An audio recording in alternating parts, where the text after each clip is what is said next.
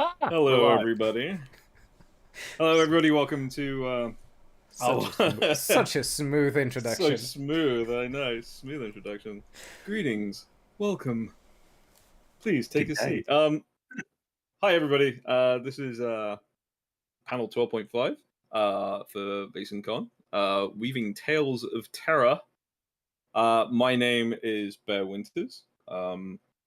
I am a publisher of smaller indie RPGs. You can find me on Blue Sky and Twitter at Bear Winters. And I'm here. I'm very honored to have been invited here to moderate this fantastic panel of wonderful people who are very accomplished, who are gonna give you all of the tips and tricks about weaving tales of terror and setting up mysteries. And I'm just gonna sit here and soak it all in like a sponge. But before we really get started, I'm going to have everybody introduce themselves. So I'm going to go around the table. I'm going to start with one of our wonderful hosts, David. Yeah, hello. I'm David. I'm one of the administrators of this beautiful convention who has plighted you in this endeavor of being here tonight. But yes, I organize VaesenCon. I do also another thing that is called Illusion HorrorCon with a couple of other friends and my wife. That is in December, 6 to 8 as well. illusionhorrorcons.events. If you want to learn more about that, that is generally considering any sort of horror genre and horror RPG system that is out there. We have the same kind of idea of running games and having panels. I'm also one of the editors of Vaesen, one of the little magazine that is considering Vaesen and its kind of production in the community. And yeah, happy to be here. Hello. Wonderful. Great to see you again, David. We met previously a few months back. I'm going to move on to Stephen. If you want to introduce yourself, please, sir. Hi there. I'm Stephen Wall. I am a folklore PhD, and I am responsible for the Delapore Media blog and publishing imprint, the goal of which is to bring verisimilitude to tabletop role-playing. I am probably not as familiar with Vaesen as some folks on this panel are. I'm new to it, but I'm excited to learn, excited to get involved, and I am definitely excited to talk about mystery narrative and structure of mysteries. Also, Delapore Media is due to release its first piece of content. This is Somebody Think of the Children for the Miskatonic Repository. It is a story wherein you play mothers in the suburban 1990s attempting to save teenagers from Satanism. I don't see how this could go wrong any way or shape or form. Absolutely not possible. My instant question was God's teeth. God's teeth. Like, please don't. So great, thank you very much for being here, Stephen. I'm going to move on to Scott. Hi, I'm Scott. I'm out of the United States. I'm a security instructor by day and GM by night. I've been GMing since 1982. I'm old. I started with D&D, first edition, AD&D, and I've done a whole bunch of different systems. Currently, I'm running about 4 or 5 campaigns and a bunch of one-offs on a variety of systems. I don't marry myself to any one system. I've been just starting with Vaesen for about 6 months now, and I also do a lot of board gaming on the side as well. So I'm on one of those weird people that board games and RPGs. There's not very many of us that do both, so that's kind of where I'm at. Well, great for you to be here, Scott. Thank you very much. And then moving on to our last but certainly not least, Dave, if you want to introduce yourself, sir. Yes, I am the other David, so we're going to use Dave today in this one. We're both beardy. I'm not quite as bald, but getting there. Yeah, hi, I'm Dave. Been in a few panels already today, so you've seen me around. I have various things on various places. You'll see me on the YouTube chatting as the Drunken Storyteller. I'm in the Discord as Dr. Hageldaz. I do my own folklore podcast under the Drunken Storyteller. I'm also part of Darker Days Radio, the horror RPG podcast, where we have talked about Vesen once before, I think. So yeah, we've not done that for a while. But because this is VaesenCon, I have 2 published scenarios on community content for Vesen, which are currently running at 50 cents a piece. And I'll drop those in the chat so people can go pick them up. One of them's nearly at silver, so that would be really cool if they could get there. One is based in Scotland. We did a live play of it, and it kind of there's a lot of stinky fish involved. And the other one is the first book in a series that I'm writing on Mysteries of East Anglia. So it'd be cool if you went and checked those out. I don't think either of those links worked, but whatever. Go find them in the Discord. And one other thing, and then I'll shut up, is on Friday for another system, Scion Pride got released. So Scion the RPG from Onyx Path Publishing, where you get to play gods and the avatars of gods from mythology. Nice. Scion Pride got released, where we have taken a lot of the mythology and found the queer stuff in mythology and published it as a way to play it in Scion. So go check that out. All proceeds to that go to charity as well. Nice. Very cool. Yeah, links needed. Very I queer. want to sign up for that myself. We'll add them I to will the description. find the link for that. Yeah. So, first, before we get stuck into the meat and gravy of writing, in a general sense, I have a small assignment for you all. And I warned you all of this briefly. I didn't come here for homework, thank you. Yeah. Well, it's not homework. It's very, very practical in the moment. This is a smackdown test that I'm giving you. No, it's not that bad. So basically, what I want you to do is give me a brief reply. It doesn't have to be very long. I'm going to give you a scenario, and I want you guys to think of the horror concept behind this scenario, and what you would like to see as a twist for the scenario. So the scenario is, it is an almost abandoned hospital on the outside of a failing village, and there have been complaints from the hospital about a new patient that's been causing chaos and disarray. So what would be the horror factor for you? What would you say is the horror there? And what would the twist be in that scenario? What, if you top of your head, first things you think of? I'm going to start with David. You're up. Thank you very much for this. Well, I will try to utilize the way I try to approach this. So a village hospital that has experiencing some issues.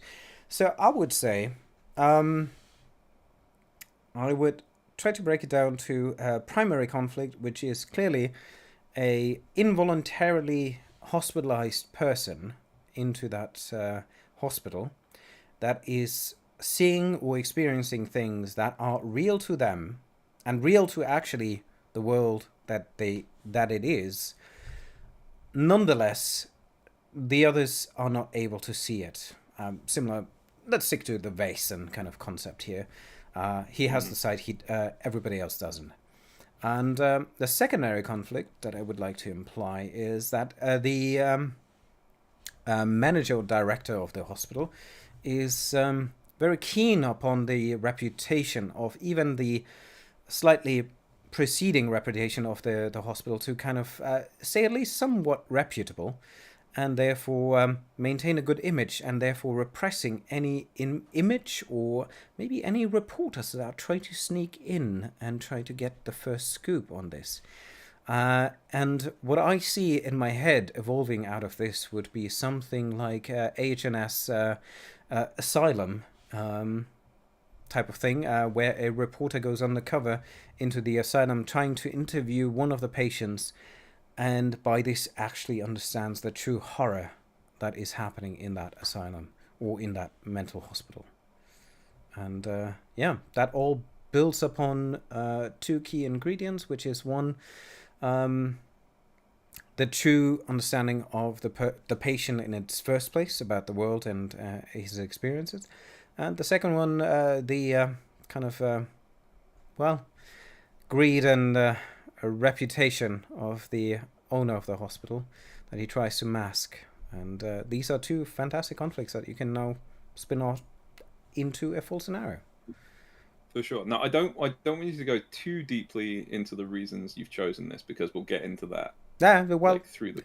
I think that's nonetheless the way I kind of work in my mind when it comes to that. No, and that's an absolutely valid working structure. I'm saying this ahead of time because I know that we're going to get into a lot of talk about our inspirations and where we see that, and I want to make sure that we cover that up pretty well. So I'm going to move it on to the other David. Dave, you're up next. All right. My instant thought was kind of it's the same vein as David's, but maybe a little bit more sideways. In the reason the patient is maybe seeing things is one of the nurses who looks after them is not who you think it is. So, kind of more, this probably works better for other systems. My brain is forgetting if you can do possession very well in actual Vaesen. But it would be someone who everybody knows. So something we were talking about in the last panel was that unknown, that unseeable stuff. But this is someone who is known, but there's something not quite right about it. There's something off. I think it was actually Stephen who was saying it in the previous panel, that you sit in a group of people, but one of them is not quite right. And this is the nurse who is looking after this new patient. And that's why they're getting upset, because nobody else can see this nurse is wrong, that they're not right. And there's your primary conflict with the Vaesen. And then the secondary conflict comes in with, oh, do we actually... This is just a normal hospital. It's a village hospital. It's not a mental hospital. They've just come in with maybe a broken arm or something. Now you then have this secondary conflict of, do we need to do this properly and take them off to an asylum or a mental institute? And having the conversations with other doctors who don't see this. So bringing in some respects, the normality, but the horror that nobody else sees it, even though it is real. So it themes like that would be something you'd obviously have to deal with your players, because it does bring into a lot of mental health questions and things and these. But I as soon as Stephen said it in the last panel, it's like, I love that idea of you sat at a table, but every single other person has something slightly wrong with them. There's this, but nobody else realizes it. This minimal element of uncanny valley. Yeah, exactly. Yeah.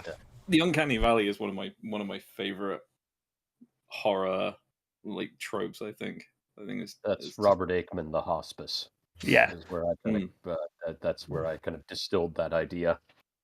Yeah, I guess I'm not going to go into my rant about the uncanny valley. That's for another time. Gotcha. The concept is brilliant. The reality is. Yeah. But anyway, that was kind of like my ideas from that I instantly had. So. Gotcha. Well, I'm gonna move on to Stephen to give your. Okay. Thinking about this, I would say that my go-to in this situation, I'm picturing it as a seaside village with perhaps a small medical facility that primarily deals with tuberculosis, something like that. And our victim is a shipwreck victim. Maybe he's the sole survivor. And I think that part of the reason the village is unhappy with him is he's also a foreigner, a profound foreigner to the locality. And so immediately there is that hostility toward his foreign nature. He's not only screaming and ranting and raving, but he's doing it in a language that that most people don't understand, and it's echoing through the little harbor side village at night. Where I would add the layer to that is that this is somewhat contrived. Yes, he is a shipwreck victim, but he has been specifically brought here by one of the doctors who is an occultist in his spare time and has elected to study and perform experiments on this individual because he knows, from his screaming and ranting and raving, that he has been in contact with something outside of human knowledge, and the doctor wishes to tap this to understand it and to work backwards by peeling through the layers of this individual's tormented mind. Very nice. I'm still trying to get around the idea of a hobbyist cultist, like a cultist in their spare time. Just So, a like, dabbler in the occult. Yeah, maybe Look at the Dave. seaside Look at village Dave. has gotten a little boring for him. Alternatively, a doctor's salary, you need that in order to and the doctor's cover, you need that in order to order in all those specialist books and apparati and chemicals and things like that in order to perform your experiments. I like that. I will hands on heart say, like, I'm a hobbyist occultist, but you do need the salary of a professional doctor to just even buy one of these books, because they're hundreds and hundreds of pounds. Yeah, for sure. And not only that, I mean, at a certain point, perhaps he's kind of reached this age where, I mean, having been a doctor for as long as he has and watched all the suffering and everything, I mean, he knows that death leads nowhere, that there's nothing peaceful or calm about it, and he has that natural urge to try and stave it off as long as possible. He has that desire to, I think deep down every sorcerer wants immortality. I think that is a very kind of baseline desire for anybody who makes their way into the occult, is the desire to extend their life, to live forever. Or gold. Especially There's a lot of gold. Well, gold can help with that too, but I mean, especially as you reach a certain point in life, you desire to go back to youth, to rewind the tape if you can. Less about the fear of death and more about the fear of infirmity, perhaps. No, I think it's a bit of both. But that's my thought anyway. I've just now got Rutger Hauer in my head going, I want more life, fucker. Genau, Rutger Hauer. Nun stehe ich hier, ich Amateur, und bin so klug als wie zuvor, to quote Goethe.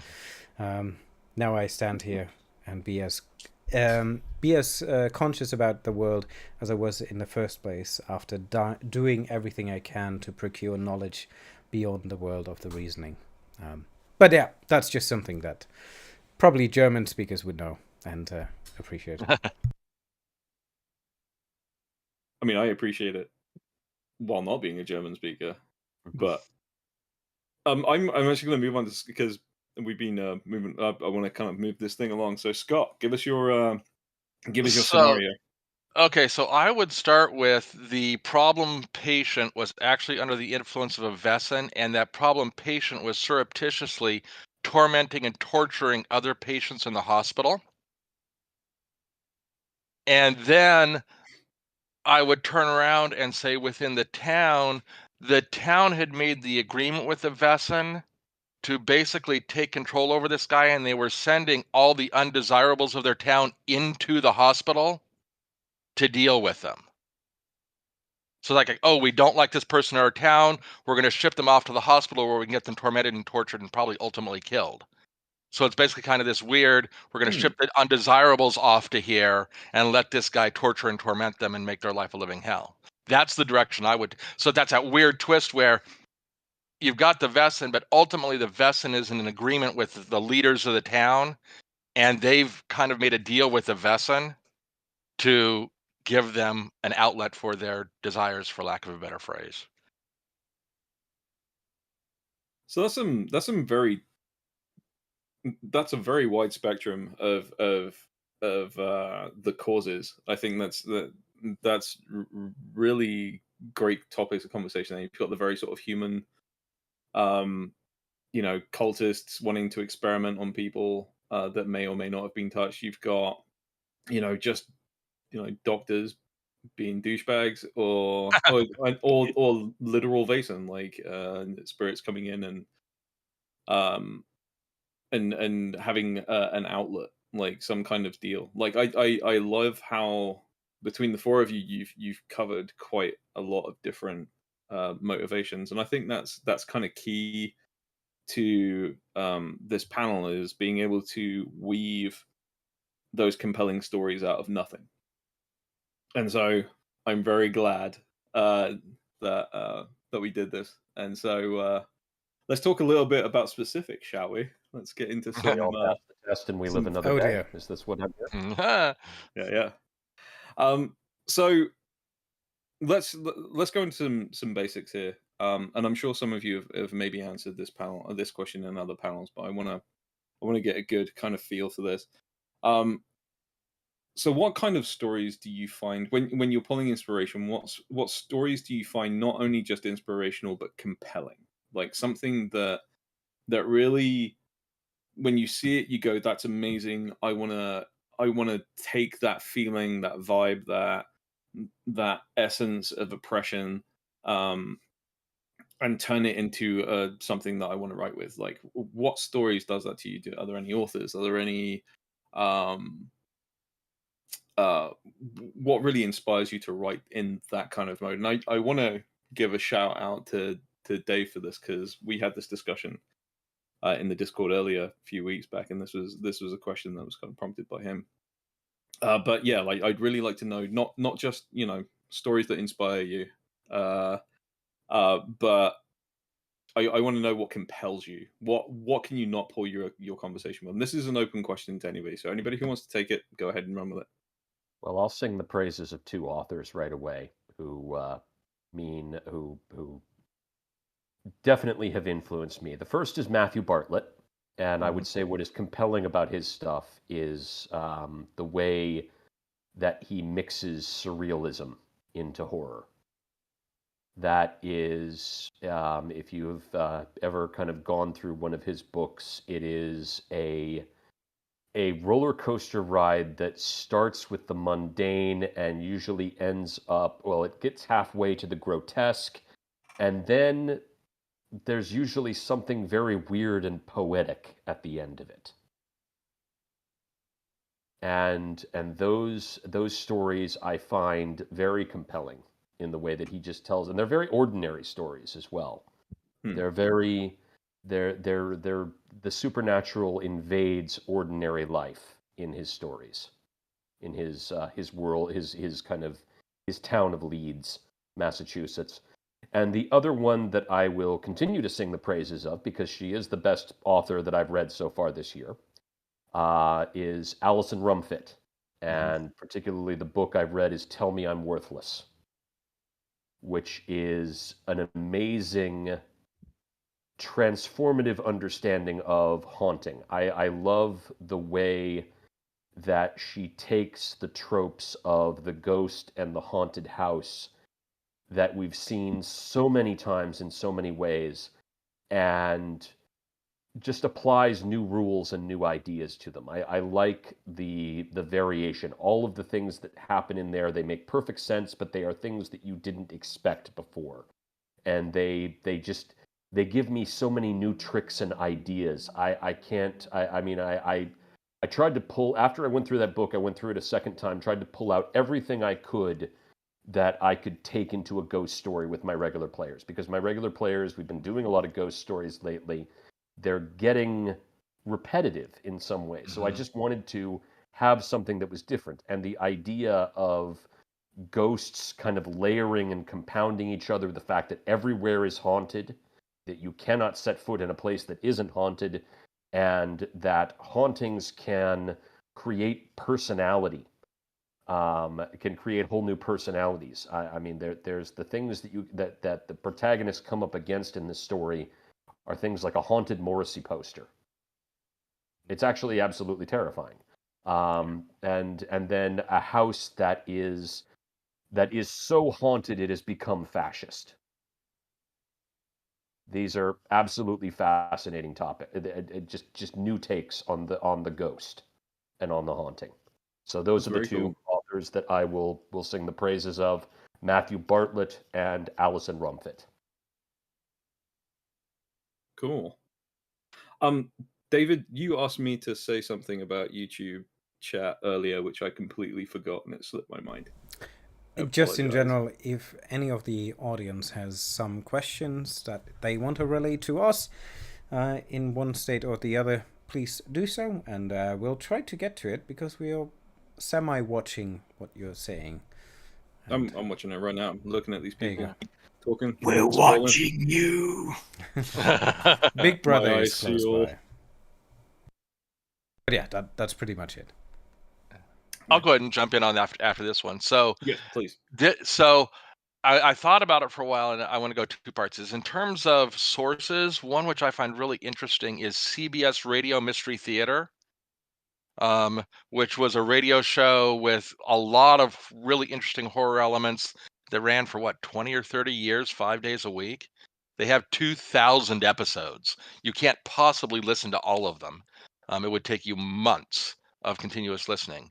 Now, in terms of kind of stuff that motivates me, which I think is interesting, is I'm very big on not having evil for evil's sake, but evil that has human motivation, where whatever the big baddie is, when you sit down and you look at them and say, you know what, I can kind of understand why they're doing what they're doing. There's a logic behind what they're doing. So there's kind of this human motivation standpoint that isn't just I'm a big, bad, scary thing and you have to kill me, but more of they have reasons for what they're doing. And maybe we need to listen to them in some cases. You listen to them and say, okay, why are you doing what you're doing? And try to convince them or talk them out of that. I tend to run a lot of horror with a lot of that kind of stuff where the players say, you know what, we kind of understand why they're doing what they're doing. It's bad, but we know what they're doing, and we got to figure out how to convince them otherwise. That tends to be the kind of stuff I like to run. Moral dichotomy, I guess, is the way I'd phrase it. Is that kind of along the lines of the whole Magneto did nothing wrong kind of thing? Yeah. Yeah. He did what he needed to do based upon his own motivations, and it wasn't pure evil. It was just what needed to have happen. Side view, Magnus the Red did nothing wrong, if anybody gets that reference. Magnus the Red, yes. Lord. Well, since you you chirped up with that little nugget, how about you go next? Me and my If you big have- mouth and my Warhammer knowledge. Uh-huh. Yeah. Okay. So, where do I get my influences for running games and writing scenarios? Specifically for Vessen, comes from two places. One is actual folklore. I spend a lot of time surfing the internet and reading random folklore stories. So the two that are kind of on sale at the moment are one is actually based on a real folklore tale. The other one is based in a region where there are a lot. I've included a lot of the local folklore within the tale itself. So the actual tale is based on general folklore, but everything tied into the local area is based on local area folklore. So that's one of the kind of places that I get kind of my inspiration, is looking at local folklore itself, not like the big stuff, not like you get invested where you get your Nisi, you get your tree wives, you get your mermaids, you get your trolls. It's the local small stories that get told. The other kind of thing that is for me is like not specific authors or anything, but I read a lot of occult books and occult history and philosophy and stuff. And some of these things have some absolutely batshit mental ideas in them that you can really run off with like weird sorcerers and magicians out there conducting really weird occult rituals and stuff. I'm currently writing an episode for my podcast, and I'm currently delving into this book, which is ancient Greek magical papyri, so ancient Greek spells. So it's quite good fun. So I've got that, and I've got another book next to me, which is the Irish, what's it called? Tales of the Elders of Ireland. So I tend to steal a lot of that. I did write the original draft, I will say, the original draft for a Warhammer 40k scenario for Wrath and Glory, it's actually published, was very, very, very folk horror. I tried to turn 40k folk horror. Then GW obviously saw it and they turned it more into the Games Workshop world. But yeah, that was a bit of a harvest festival, shall we say. How would you do that in the 40k world? Because like folk in 40k they've had the same religion and beliefs for the last Yeah, but 30 millennia. Heretic. If you look at the history though, each world views the Emperor as something different. It's not always known as the Emperor. So on the world that we were basing this on, they were known as the Sun God. It's an agricultural planet. It's one of the planets that produces all of the food, and so all of the workers were in the fields and they were worshipping the Sun Emperor, the Sun God, blah blah blah. And every year there was a sacrifice. There was an offering made. What they didn't realize, it was a load of Dark Elder coming out and stealing them all. But as locals, they were not taught Xenos don't exist.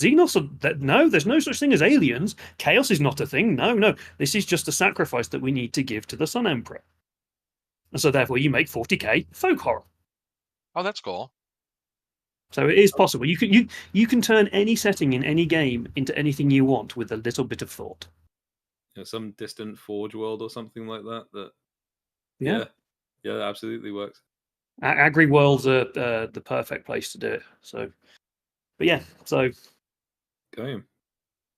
Anybody else want to chip in with their inspirations? Like, well, not less so their inspirations, more their compulsions. Like something that you've seen that you absolutely want to, like you couldn't put down, or For me, oh, go ahead. I think, yeah. Sorry, go ahead. You go first, Please. We'll roll the dice. Go ahead, Scott. Go ahead. Oh, okay, thank you. I'm finding more and more that a lot of my compulsions are centered around setting and genre. That I find a genre or a setting that is particularly compelling. And we were actually talking about Old Gods of Appalachia, which I found to be a very compelling setting. And some of the stuff they have in there. Even though we can dispute the rules and everything, I think the setting is just incredible. And that's also true for Vaesen, by the way. I actually started with Vaesen because of my background. I didn't start with the game. I started with a folklore book. I had the folklore book first. And then I had finished the folklore book and someone said, do you realize that there's an RPG based upon this stuff? And I said, oh, wow, let me go back and actually pick up the RPG. I'm finding a lot of the settings to be really compelling in terms of stuff I want to run in.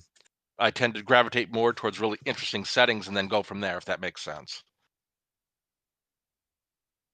Absolutely. There was a comment made earlier in, can't remember which panel it is. Well, I've been in all my panels. I've had Stephen in the panel. There was something he said. I think it was maybe in the setting one, or someone said something about ships and boats.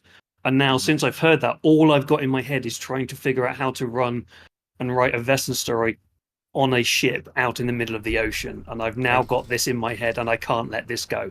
So it's even just conversations with people. I do have a draft, as well as our last Vaesen. I actually put the location of a ship in there, just to plug something on my side here. But yeah, go by Vaesen, it's amazing. Sorry, Stephen. Oh no, I was just going to say that I believe was a commenter on a panel that we were involved with. I did bring up the ocean, but I brought it up in the context of sea caves. That was that was it, yeah. But because you're also from Newfoundland, where there's a lot of ghost Newfoundland. There's a lot of ghost ship stories around there, so I'm instantly thinking of, again, villages and things, seeing ghost ships and stuff. So I may hit you up. I know we've talked about Cornwall, but I'm probably going to hit you up about doing some ghost ship stuff. Well, I would say that if you're interested in Newfoundland ghost stories, the name to look up is Dale Jarvis, Jarvis. I would say that just to kind of add to sort of what compels me, I would say another thing that compels me is the look and feel of things, like going out and actually kind of experiencing things close up. Sometimes, I mean, it can be, you know, a local graveyard. It can be a sewer grate. It can be really anything. And it just happened. The last thing I was looking at was sea caves, and so that's kind of where that came from. And yeah, no, it's I would say natural phenomena that you can really see in the world that is very inspiring and often very compelling. True. It's nice how it differs from kind of the usual side of like cosmic horror, where cosmic horror the inspirations are very big and very endless. Folk horror is kind of like the other side of that scale, where it's very specific and it's very local and it's very personal, I think, to the people involved. Yeah, if I might just add something from my end, I'm very happy to kind of move back to my home country, or second home country, Croatia, and in my home village here we have various local folklores that are just horrifying and really weird, because they're still portrayed in like general like displays and murals at like the post office or something, where you just see like behind, when you go to the post office, behind them there's like the bloody war of like revolution, and you see people being spiked and whatever, and you're like, okay, it somehow feels like, you know, Parks and Recs and with their kind of murals at the walls, but like this is actually something that happens, and just up. If I go up the forest, there is the hanging tree, which is like a 400 or 500-year-old oak tree that has like this kind of L-shaped kind of branch that leans off, and there's a plaque that just displays, yeah, all the rebels that during the fight of independence were hung here, and you know, that's just fine. That's cool. That just happened, and I tend I'm just here to buy some stamps, man. I just tend to kind of just literally walk around and find new things like abandoned farms, and one of the things that I kind of started to do is like pull a location in combination with an emotion, in a sense of like, what was something that happened here that is a strong emotional drive for the owner, for somebody who visited here, and combine these elements into kind of a primary conflict. As weird as it sounds, but like Vaesen gives a good idea of like setting conflicts first, or at least in my sense, setting conflicts first, and so like setting up an emotional bond to a location. And we had a fantastic panel, about describing locations and creepiness of locations.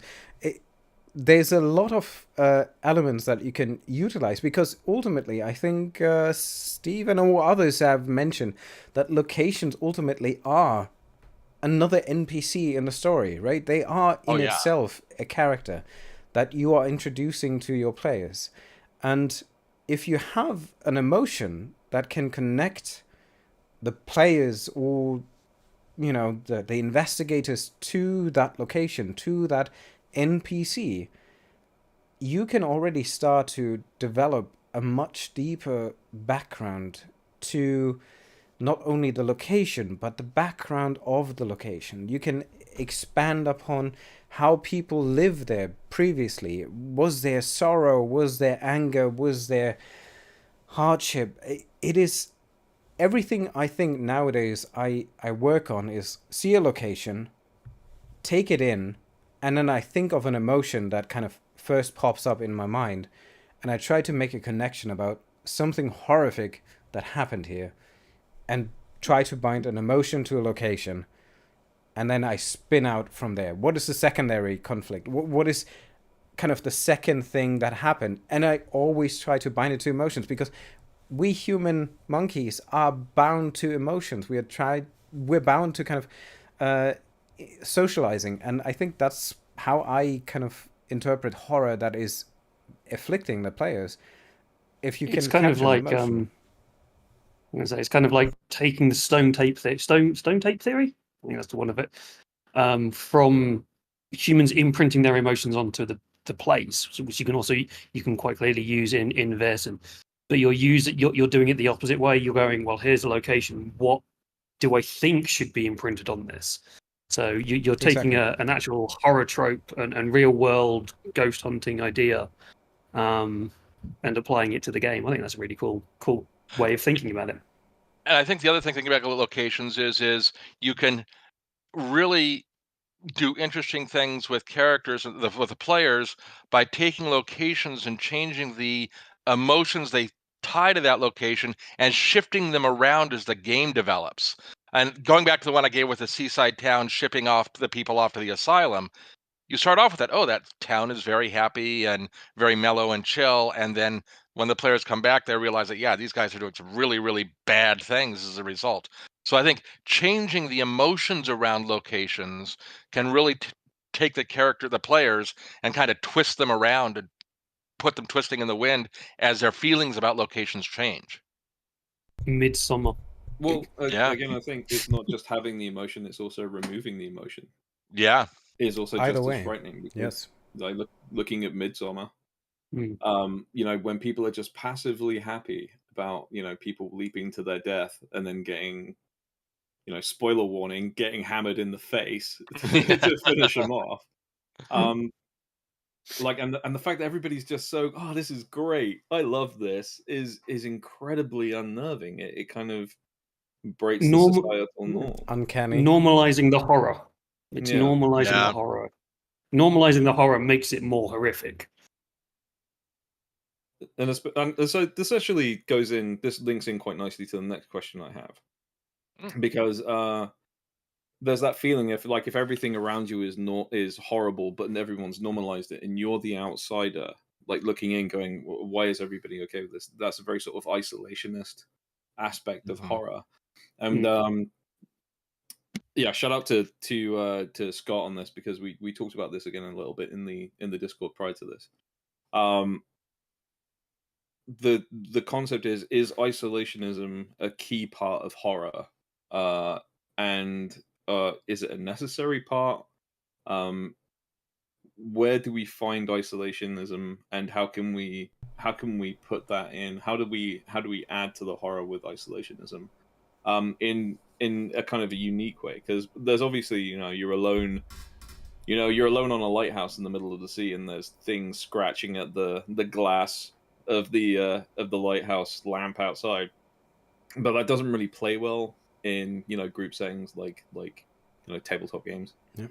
So how do we introduce isolationism as a horror aspect when you are fundamentally part of a group of people who are investigating a problem? Or how would you do that? Again, open question to anybody who wants to take it. If I may, I think one of the things that is about isolationism is that you can even feel isolated within a group.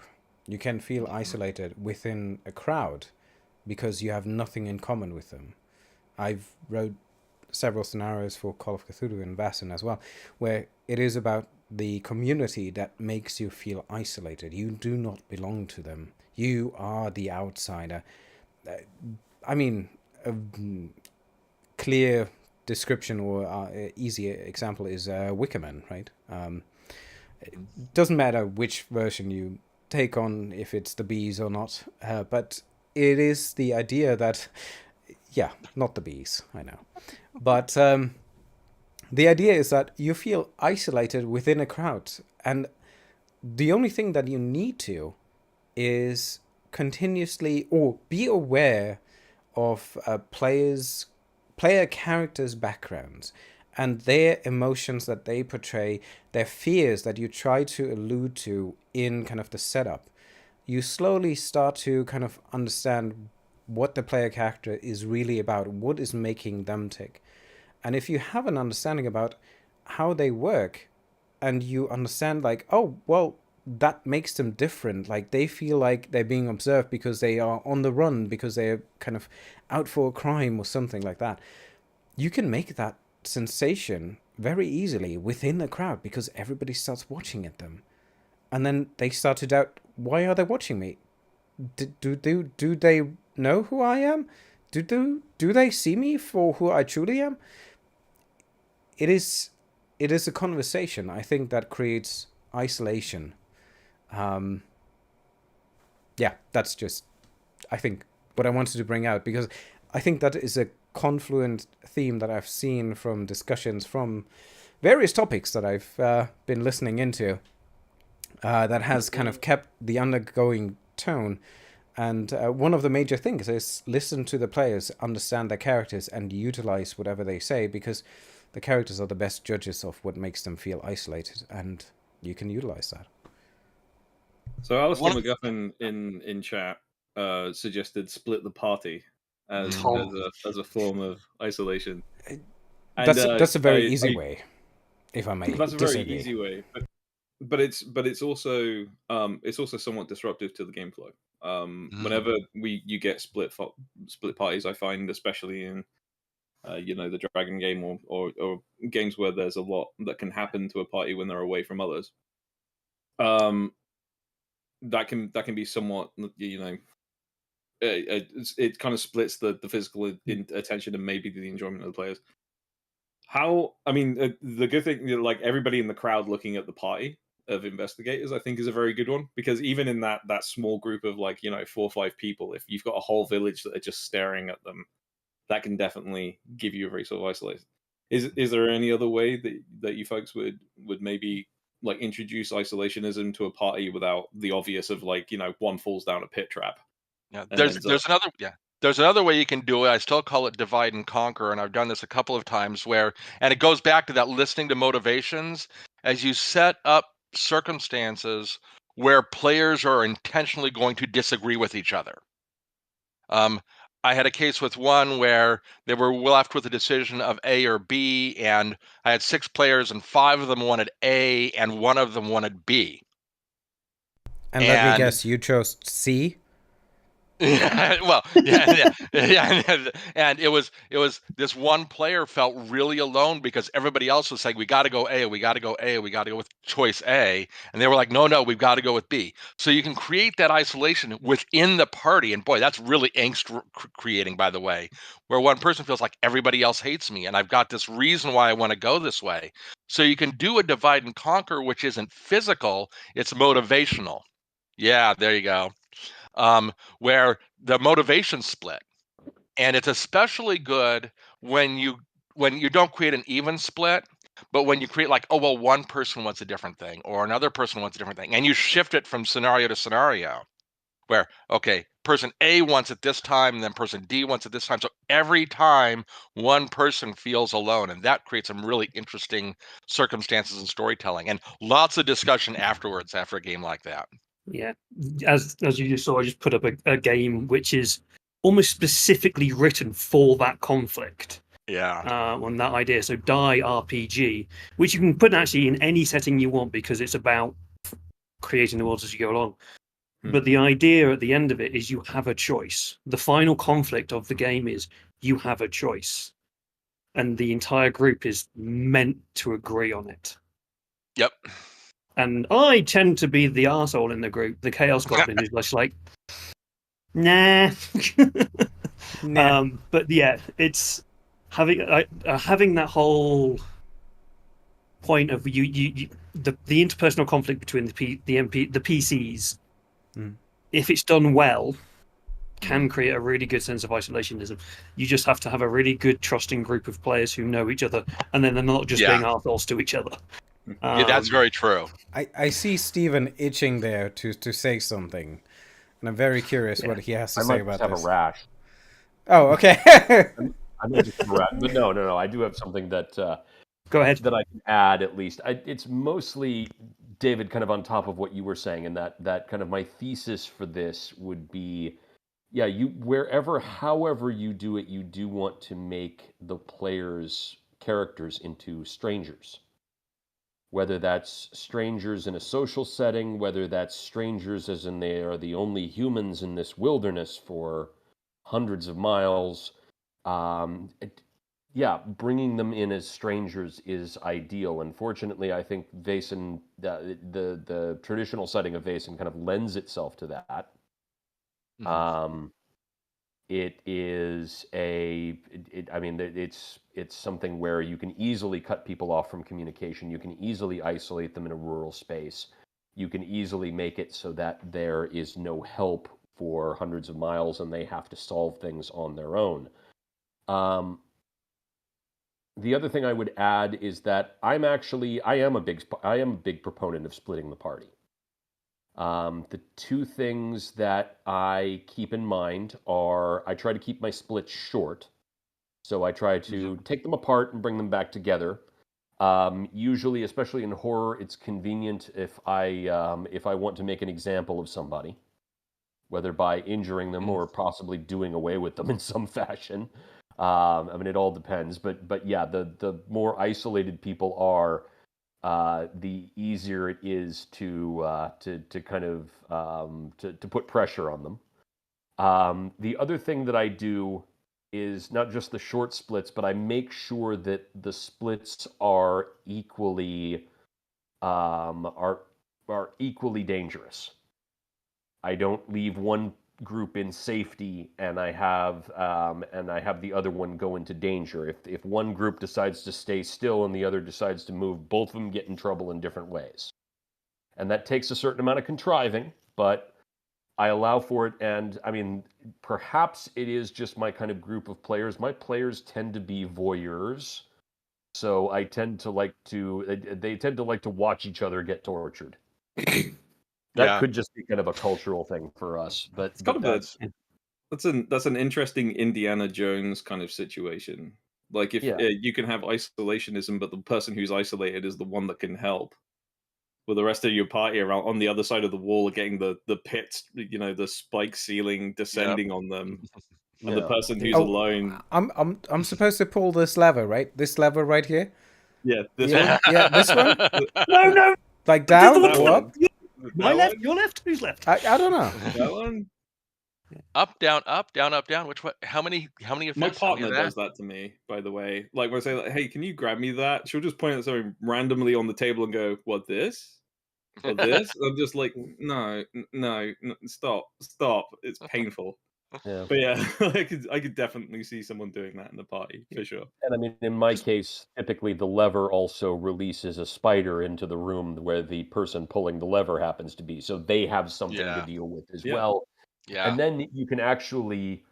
The other kind of fun thing that I just enjoy doing is cutting between them, because as long as you can bookmark where you were in a previous conflict, the giant spider is about to clamp down on you, and suddenly on the other side of the wall, we go to that cliffhanger cutaways. Point. Those cutaways are amazing.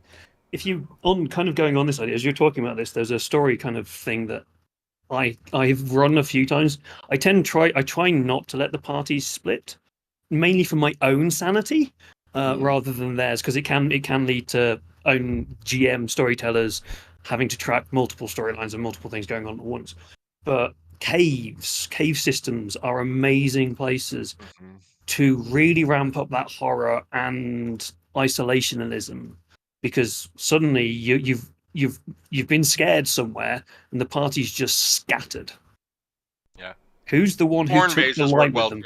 And you don't have to make it a dungeon crawl. You can actually make it a horrific experience for the players, where they just feel isolated. You can hear they can hear the other players echoing around, but they're in complete darkness. If I may throw something, primal horror. If I may throw something in here, because we have David here. Would you say there's a difference between like the setting that Vaesen is in, which is gothic horror, no technology, no, you have to carry lamps. If the wind is a bit too strong, the lamp is out, you're in darkness. Compared to modern Vaesen or modern settings, is there a difference? Yes. For me, yes. Because if we're looking at especially more modern settings, whether it's Vaesen or maybe something like Vampire or Call of Cthulhu, not Call of Cthulhu, Delta Green, sorry, the modern version of it, you run into this idea of cities are a big thing. And we talked about this somewhat in the location setting. But how can you be isolated in a big city? Well, I feel personally more isolated in a big city than I do when I'm in a countryside, because I am surrounded by hundreds of thousands of people and nobody knows me.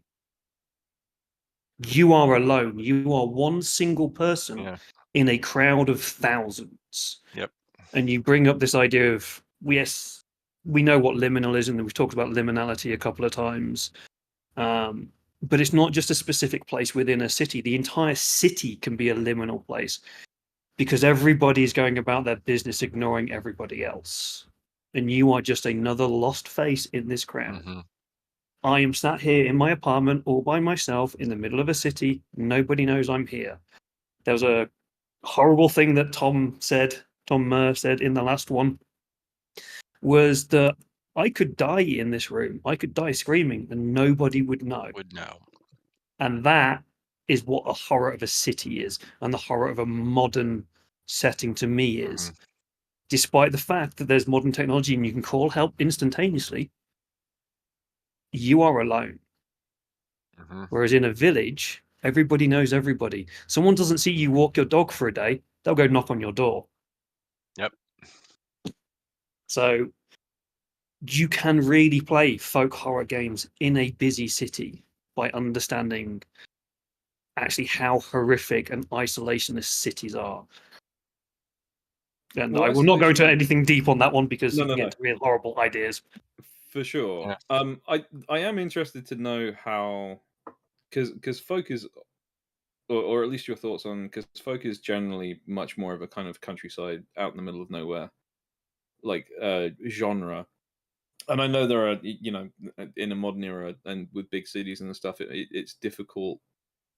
I mean, short of displacement, things like Vaesen getting displaced by technology, that can only continue into the modern world,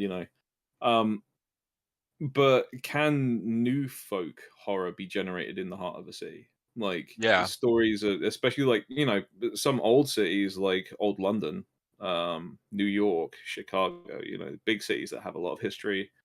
I will go slightly beyond just the big cities. So creepypasta. Yeah. Creepypasta is modern folklore, but we have a PhD in folklore here. So maybe we should ask Stephen about this. Yeah, that's Stephen. Okay. Well, time for Folklore 1000. Okay. I mean, as far as the definition of folklore goes, I tend to take the biggest tent option, which is that anything that is of or by human beings that is informal in nature is folklore. So the answer is yes, absolutely. Anything can be, new folklore can be generated. And I mean, that's you can always fall back if you're looking for something to do in a city. You can always fall back on a ghost story. I was just about to type into the YouTube chat, but I'll just share it here because Dave reminded me that about my first apartment. It was in Los Angeles, but this could easily have had, and it was in the 1990s, but it could easily have been in the 1890s because the experience that I had is one that's kind of familiar to people. I got this apartment because the previous tenant had died. It was being rented because the previous tenant lived alone in it and died. He was also left alone in there for about 10 days. Yeah, they kind of had to replace a section of the floor. So he started stinking. That was really the only reason. And it was LA, and it's a dry heat in the summer. So I mean, he kind of cooked quietly there. But I mean, the fact alone is that there is a great opportunity for a ghost story right there. Actually, and come to think of it, I mean, within a year, I heard a tenant above me die of a heart attack. I actually heard him just hit the ground.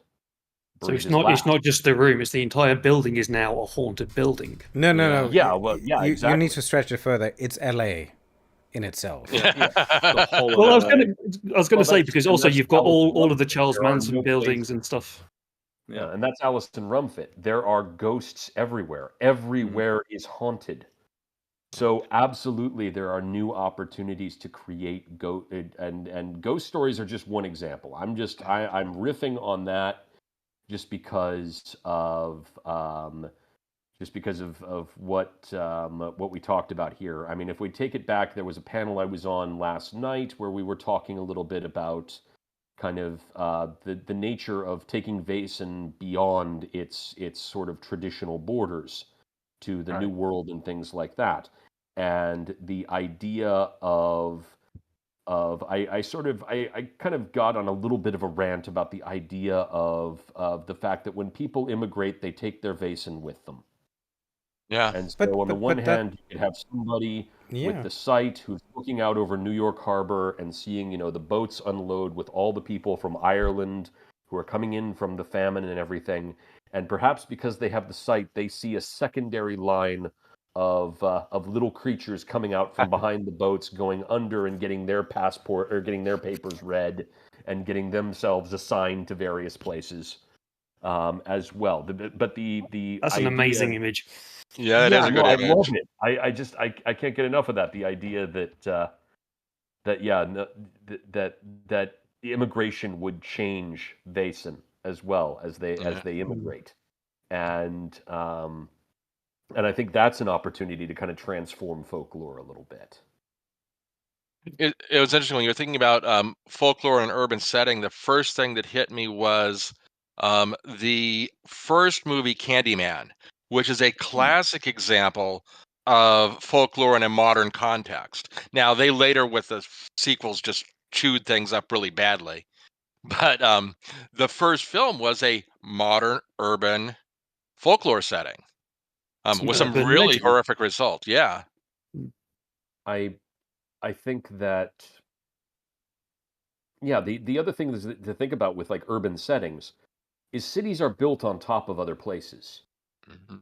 You Mm. have layer upon Mm. layer upon layer that's built over, and so you could easily have an example of a Vaesen who very definitely doesn't belong in the city. Maybe they are. Maybe once upon a time, this suburb was a rural district or something like that. Was a farm or something along those lines, where the Vaesen sort of made sense.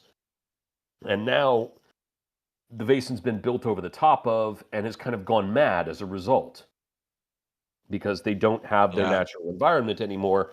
Everything's cobblestones and horse manure and just shit and piss and all the foulness of a 19th century urban environment.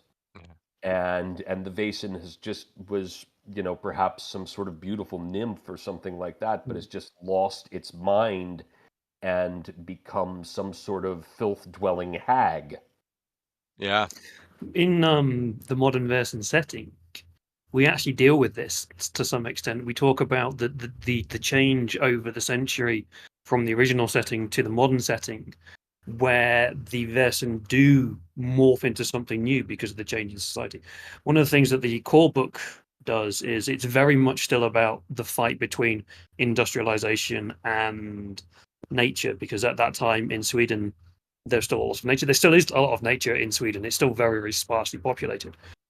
But then you look at somewhere like England at the time, the entire country is being turned into one massive industrialized nation. So you end up with this very, very different setting.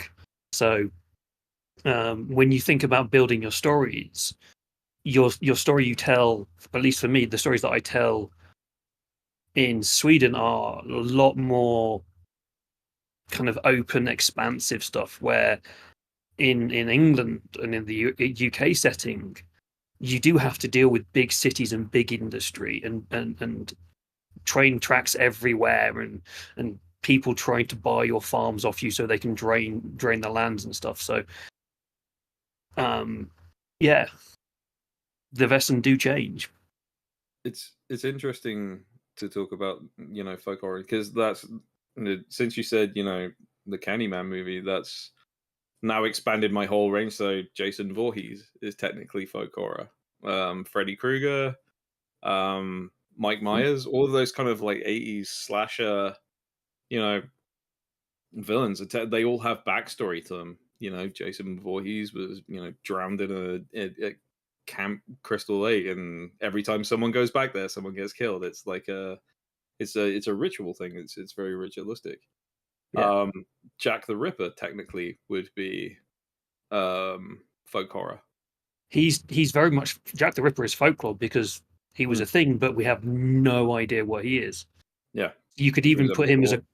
We had the panel on occultism where we decided where we learned that occult is the unknown, and Jack the Ripper is very much unknown, which is why he gets a lot of satanic stuff attached to him because we just don't know. So he is folklore to me. Jack the Ripper is a folklore, a folk tale. It's great. That's a great mind opener. I am going to move over to a question that came in through chat. This is from Mr. Cultist. Hello, Mr. Cultist. Hello. Very quick question. Please recommend the most horrific and scary published scenario. Your opinion, which Vaesen scenario would be the scariest and most horrific? Oh, so you're saying Vaesen? We can't go into other systems. Okay. Well, I could go into other systems. Let's open it up into other systems. What's your choice? What's your favorite? Well, what's your poison? Yeah. Let me start here, actually. Because I'm going to keep it Vaesen related. And I do think, despite criticism and whatever, I think Dance of Dreams, if you as a GM understand how to run a game properly, it is one of the most horrific scenarios that you can run, because it is a closed scenario setting that yet can be feeling as a sandbox scenario to the players.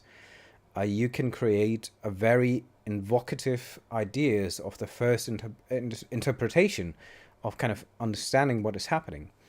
And all this is literally, I think, there's a minor thing that I've learned from a couple of friends and people throughout the years, and one of which I think is from Brian. It is when you enter the inn the first time, you have pictures at the wall that depict the dark secrets of the player characters. And while the characters are going into the inn and kind of talk to people, you just shortly mention, like, oh, there's a picture on the wall. It's been drawn by, somebody. And suddenly, like, this whole scenario takes a different take. It takes a much more personalized take. And it's a minor change, but it has a significant impact on the scenario. And that's what I like about, like, horrific scenarios. If they are personal, they are amazing. If I have players telling me afterwards, this is probably one of the greatest scenarios I've ever played, and it was so fun, thank you very much. This is the most horrific scenario I've ever ran, because they had fun, they enjoyed it, and that's it. Sorry, but I needed to promote Dance of Dreams here, because we heard various ideas about it. That is absolutely valid and accepted.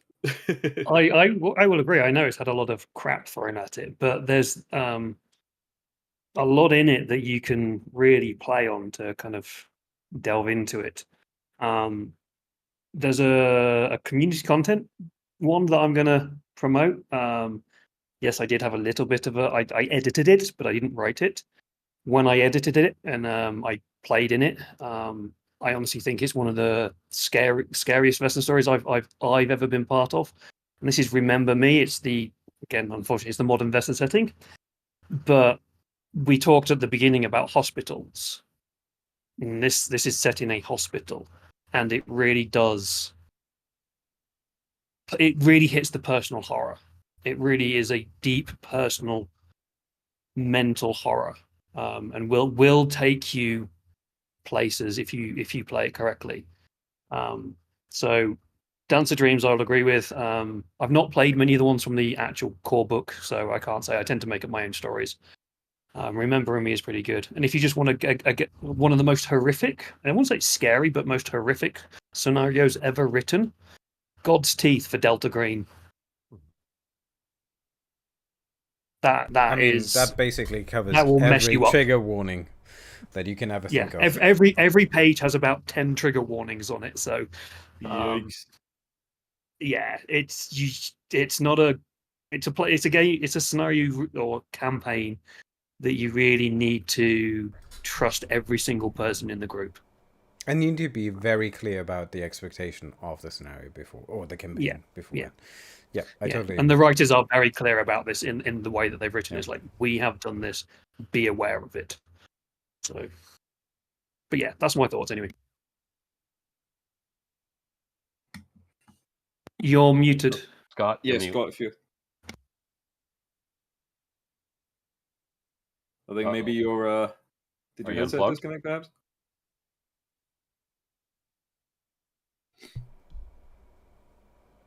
Nope. Yay, technology. Do you want a wireless headset? Okay. Steven, you want to go in the meantime?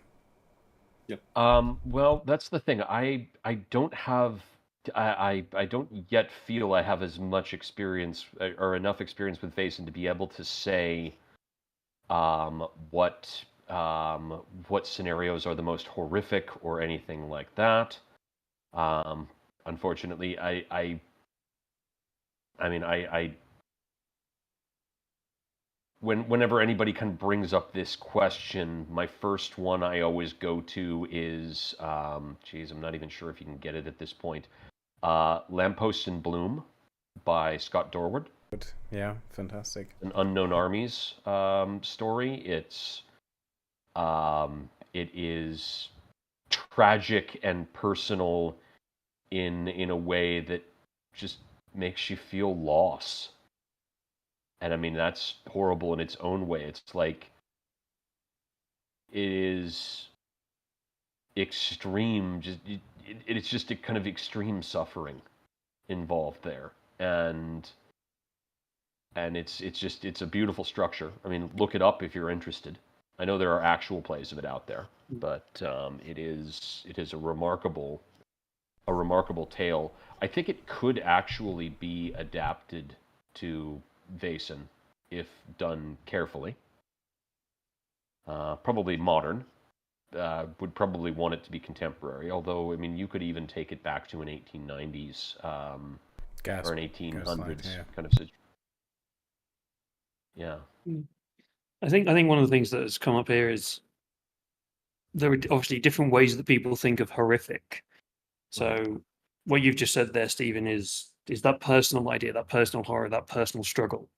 And that's where I tend to take my horror games, and that's where for me, that's what horror is. It's the personal stuff. It's not the blood splatter gore stuff. And there was comments, we did have chats before about blood splatter gore in Vaesen. So I think that's the thing. Have we got a microphone back yet? No, you're not Can't back hear you. yet. No. Unfortunately. So I do want to segue actually into that. That was one of my. No, we still can't hear you. We see the mouth Have you moving. pulled? I was going to say, have you pulled them? Is it at one which does the microphone up and down? Oh, Okay. Drop it in. Disconnect. And he's back. Now we're back. Can you hear me now? Yes. Oh yes. There we go. There we go. I Loud just and said clear. disconnect, reconnect. There we go. Sorry about that. Are we now having magical moving screens? Dave has also not turned his microphone on as he's talking. There we go. I think we are. There we go. I think we are back to. Oh, cool. The channel's showing me weirdly split-faced. I'm okay with that right now. I like that kind of existential dread for myself. OBS when people disappear is a nightmare. So I do want to move on to another topic, but I also do want to give an opportunity to obviously respond to that question. So Scott, if you want to go ahead and. So for me, the horror that with the right player group is False Hope, where you're in a situation and you think you can resolve it, but ultimately you're doomed. And that actually comes out of, I've been watching a lot of South and Central American horror. And there's a lot of that in there where no matter what you do, you are hosed. But you got to have the right player group for that. I mean, obviously, if the players expect to win, that's a really bad scenario.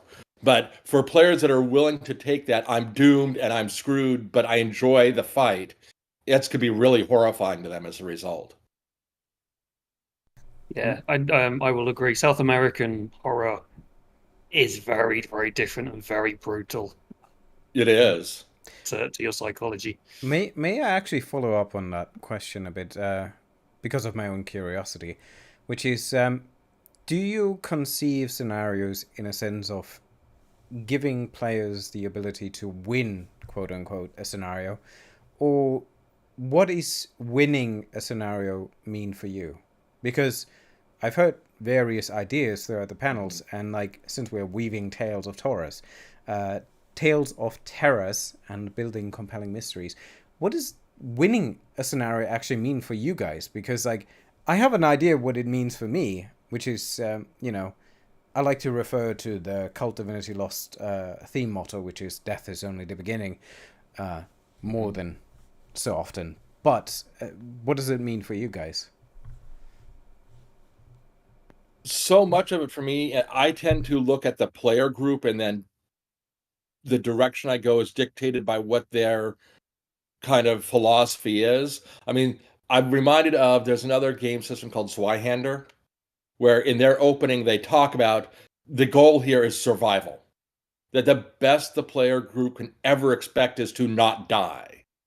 And you'll never win. So when I think about where I'm going with my horror, I start with, who am I writing for and what are they looking for out of a game? Do they want to beat the big bad guy? Then you go one direction. If they want that really, like, I just want to survive, you go a completely different direction. And clearly, if you read the original Vaesen book, the beat the big bad guy is not on the list in the original Vaesen book. Well, it's a go find out what's going on and run away. Well, no, combat and come to resolution, conflict resolution. I think that's a major idea, that you try to have that personal aspect of Vaesen. What I like so much, it actually just showed in the scenarios I ran today, which were kind of built in yesterday's session, which were the mystery creation workshops, and it was about kind of finding a solution.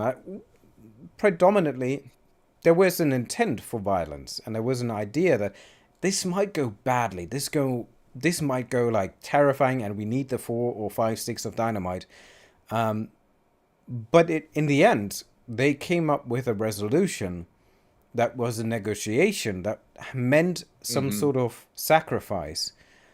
And I think that is what makes good storytelling, because ultimately what I want when writing and creating good stories, or Vaesen is one example, but it doesn't really matter. I feel it personally. If you write scenarios, you want to have a conclusion. You want the aftermath to be the shining point of your scenario. You want to have the characters shine in their epilogue, and you give them these 5 minutes of just explaining, what does that mean to them? How did this adventure affect them? And even though I ran a bit late today for this panel, I wanted to hear what the characters felt about the ending of the scenario, because it is important, and it is kind of very in an essential part of I feel, writing good scenarios and weaving the tales of Torah, because a terror doesn't mean that everything is bad. It just means also dealing with the consequences, dealing with the ramifications of what happened throughout the adventure. And I just had to bring this out. No, it's a very good point, because tabletop role-playing games are collaborative storytelling events, right? And everybody wants to have an impact and at least find some kind of growth.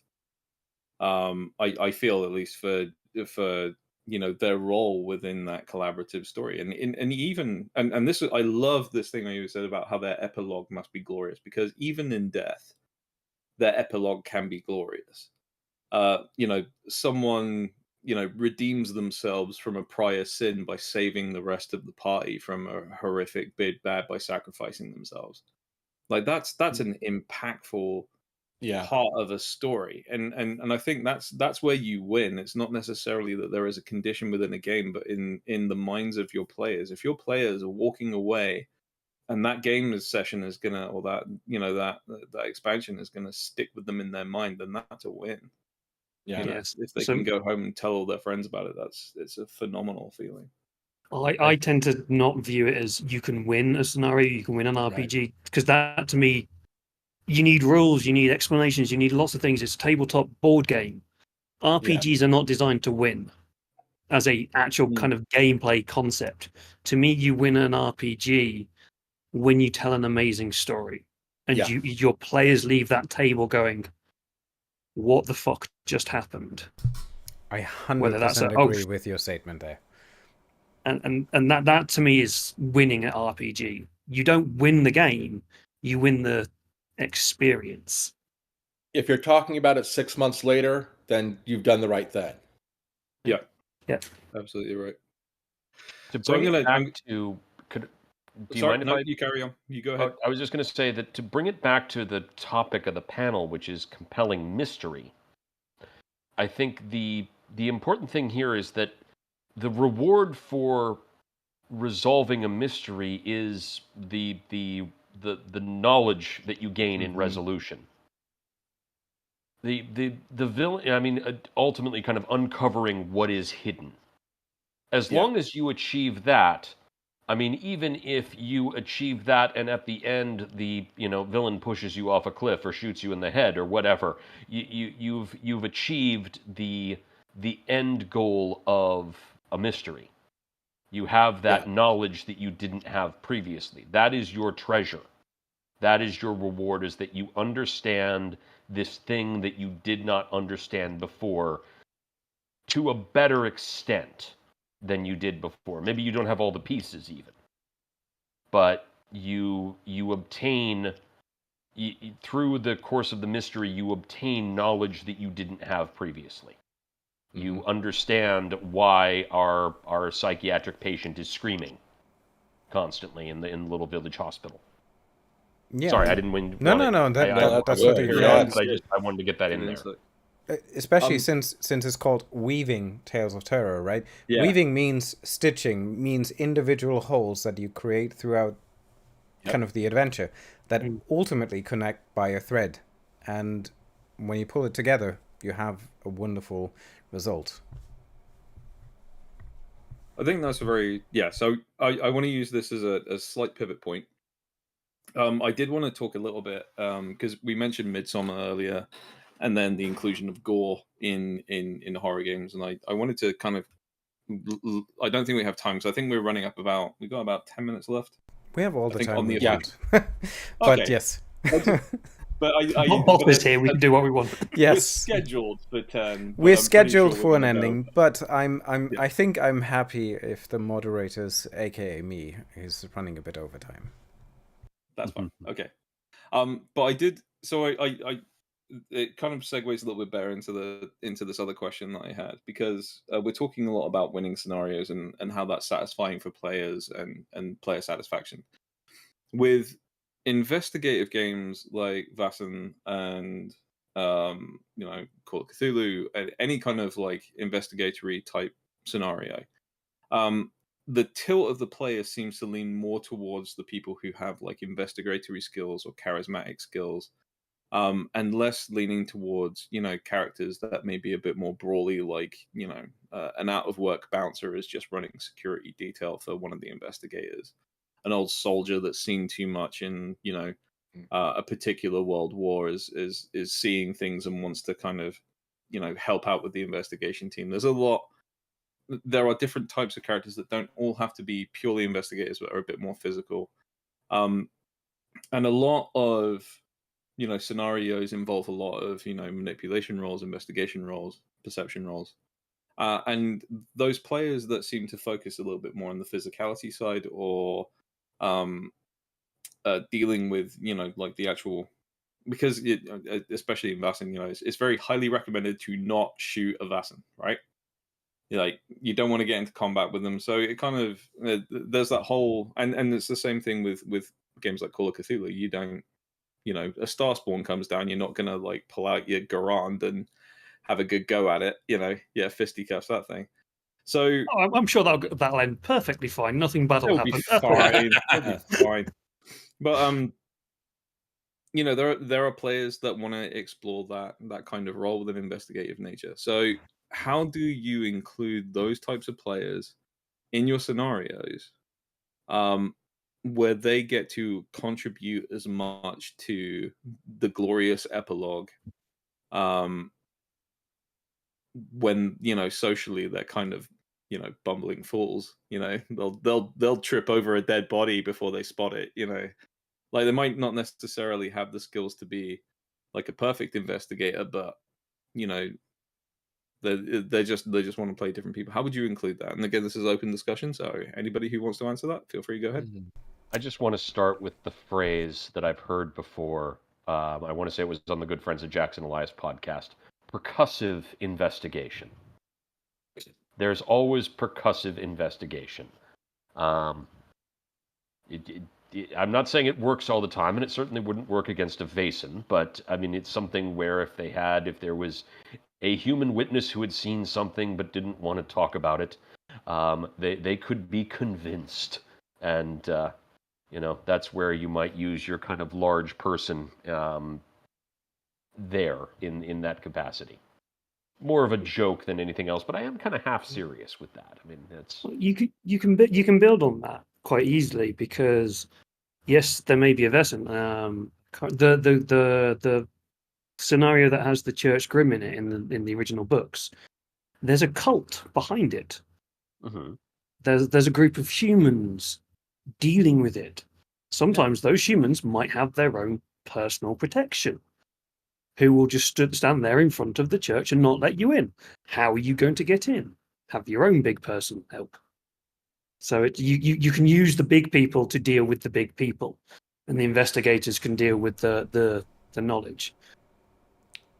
At least that's where my brain instantly went. I had a game today that was springing off a workshop yesterday. And I kind of spinned around a couple of ideas because they were slightly too similar, because the ideas that both of them spun. But I modified it a bit, ending up with a similar situation. You had a cult infiltrating a village, utilizing kind of their power of manipulation of a very charismatic leader that utilized his, persona. And it ultimately ended that he was able to convince a lot of town peoples to kind of think of different ways of, how this town would have been ruled. And so when the investigators came, which were 3 academics and 1 servant who had the tough as nail talent, who was the literally only muscle, it does come in handy, even though they didn't know what the scenario was about. He produced the appearance, and I used him, or I leveraged the character persona throughout the scenario as an intimidating factor to just give them free clues, to give them ideas about characters, that NPCs that would normally not talk to them, but suddenly there's this like massive guy standing behind them, and that like if he just twitches his muscle, like his suit is gonna burst. Like, yeah, he's gonna be intimidating. You're just gonna give them like benefit. You want to give them some sort of leverage, having people around like that. And I don't think it's something wrong to have combat-driven people. It is the understanding of how those combat-driven people act when it's truly a matter of life and death. Do they save the trolley system? Do they save the one, or do they save the many? What is their rationale and what is their reasoning? And I think that is more important to me than having characters that are buff and strong, trying to incorporate them forcefully, trying to incorporate them in any means of breaking down doors just because they can. It still boils down to their persona and their character. I don't think that the skill and the necessity of their kind of forcefulness, if I may call it that, is essential to drive the story forward. It isn't part of it, yes, that you as a GM can weave into. Understandably, you need to be a bit experienced, I guess, to balance that. And I think so. yeah. But to follow on to that, to dovetail off of that, that seems to be the onus is placed on the GM to take like a written scenario and say, okay, I'm going to change it to allow for this physical character. It seems like when you're looking at scenarios, do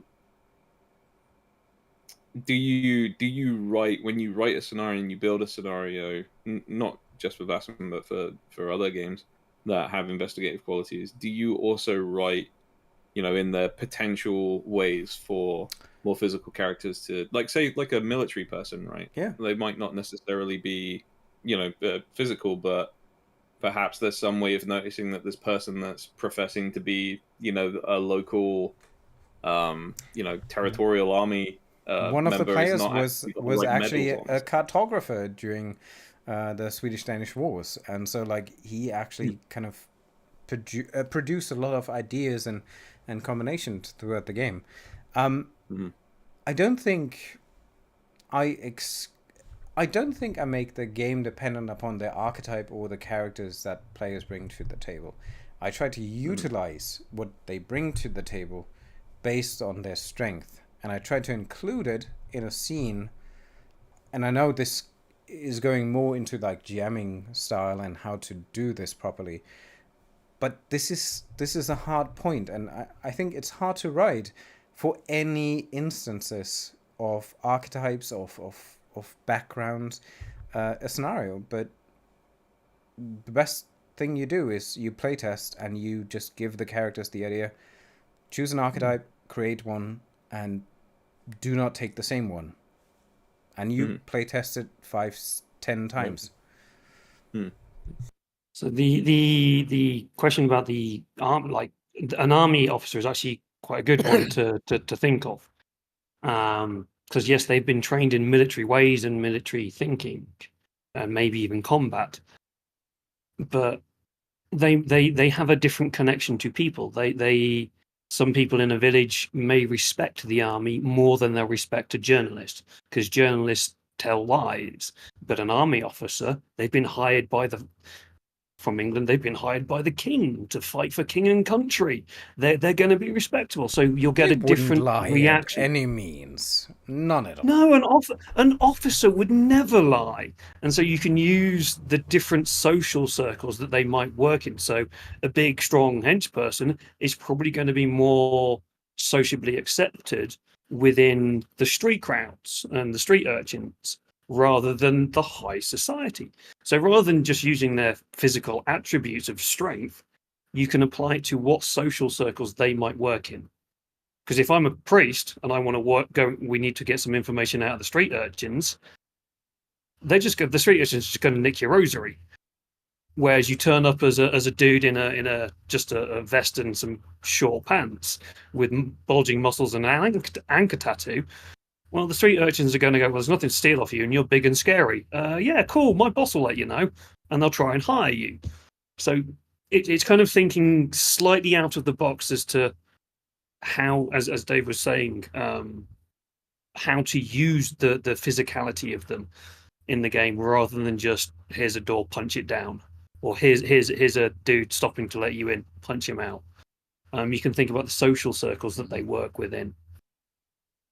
Would you keep that still on the onus of the GM though, or would you actually, like, if you're doing an adventure, like, so part of the adventure is you have to come across these street urchins, and if the person talking to them is a priest, they're going to try and nickel your stuff. If the person talking to them is like a bouncer or a physical, roll a physical check or an intimidation check. Give suggestions of how this could play out when you write it. So give suggestions of like the little side box. Yeah, little side box. If you have an academic group that are not physically strong, they might be able to convince somebody. They might be using other ideas and tales and their brains to solve the mystery or that particular clue. If they are physically strong, well, nothing to do. I wouldn't put it on the GM completely. The GM can drop hints, and then you can just let the players decide. Or before you start going, yeah, cool, I'm happy for you to play this big, strong, burly person. How would you, in this game, like him to be portrayed? Would you want him to go punch stuff, or would you like him to use his physical presence? So build that kind of whole thing with them. I would go. I think Steve, you were going to say something, Stephen? Yeah, I want to add that there is nothing wrong with dramatizing or role playing the discovery of evidence. You know, if you have someone who is a big dumb lug who wouldn't really know a clue unless they trip over it, let them trip over it. You know, that's you are allowed to move the bar a little bit, or in the way I think about it, I don't want to go into too long of a story here, but I tend to think of it as move the scroll. In the very first ever playthrough of Dungeons and Dragons with Gary Gygax and a couple of his family members, he berated them because they burned down the centipede nest and didn't discover the scroll that was inside of it. Move the damn scroll! We've all been there. Come on, we've all burnt the house down. Exactly. Change the. You know, I am kind of the one who puts the onus on the GM, because I feel like the onus is on me. Change the nature of the equation if it's not working for you. You know, that is. And I mean, if I'm writing something professionally, yeah, no, I think the idea of like a box that says, you know, maybe this, or a box text that indicates, you know, this scenario, this encounter can play out one of three ways. You know, make sure to keep this in mind when you come at it. I mean, I had somebody, I had something recently where I had to add a piece to a written scenario, just because if there was a jump scare, and if somebody had the wrong weapon or just landed the wrong roll, they could kill somebody in the midst of this jump scare that was meant to be sort of like kind of it's played for a laugh. But I mean, if they broke somebody's jaw or something like that, it wouldn't be a laugh. You know, you'd end up with a court drama instead. And you don't want that because your players didn't sign up for that. So yeah, I would say be prepared to move the goalposts in order to meet your players where they are. That's my thought. Yeah, if I might actually work on that part. Scott, sorry if I interrupted. No, go ahead. Go ahead. One of the things that I started to realize is it's a simple change, but like giving the clues obviously for free. And I think I said that in a couple of panels. But like giving the clues for free, but making finding the clues a consequence. Let them roll the skill roll after they find the clue, because the clue is something essential to the game, the story that you want to tell. Yes, if it is a secret save in an apartment that, you know, nobody else knows about, that is something else that you need to find out beforehand, where it requires social skills and so forth.